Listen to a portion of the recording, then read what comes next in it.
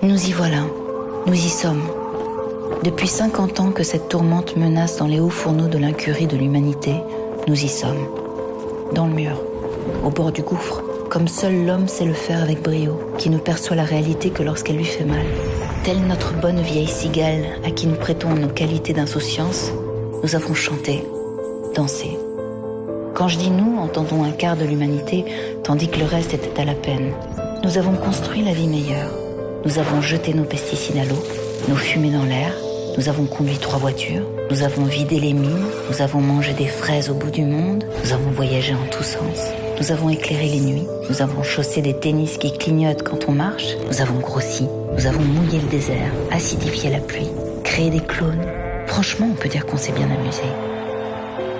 On a réussi des trucs carrément épatants, très difficiles, comme faire fondre la banquise, glisser des bestioles génétiquement modifiées sous la terre, déplacer le Gulf Stream, détruire un tiers des espèces vivantes, faire péter l'atome, enfoncer des déchets radioactifs dans le sol, ni vu ni connu. Franchement, on s'est bien marré. Franchement, on a bien profité. Et on aimerait bien continuer. Tant il va de soi qu'il est plus rigolo de sauter dans un avion avec des tennis lumineuses que de biner des pommes de terre. Certes. Mais nous y sommes, à la 3e révolution, qui a ceci de très différent des 2 premières, la révolution néolithique et la révolution industrielle pour mémoire, qu'on ne l'a pas choisie. On est obligé de la faire, la 3e révolution, demanderont quelques esprits réticents et chagrins. Oui, on n'a pas le choix. Elle a déjà commencé, elle ne nous a pas demandé notre avis. C'est la mère nature qui l'a décidé, après nous avoir aimablement laissé jouer avec elle depuis des décennies.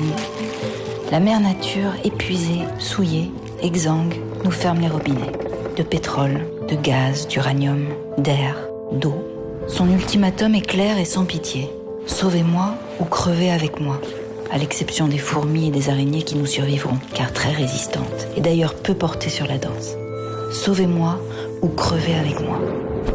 Évidemment, dit comme ça, on comprend qu'on n'a pas le choix. On s'exécute illico et même si on a le temps, on s'excuse, affolé et honteux. D'aucuns, un brin rêveur, tentent d'obtenir un délai, de s'amuser encore avec la croissance. Peine perdue. Il y a du boulot, plus que l'humanité n'en eut jamais.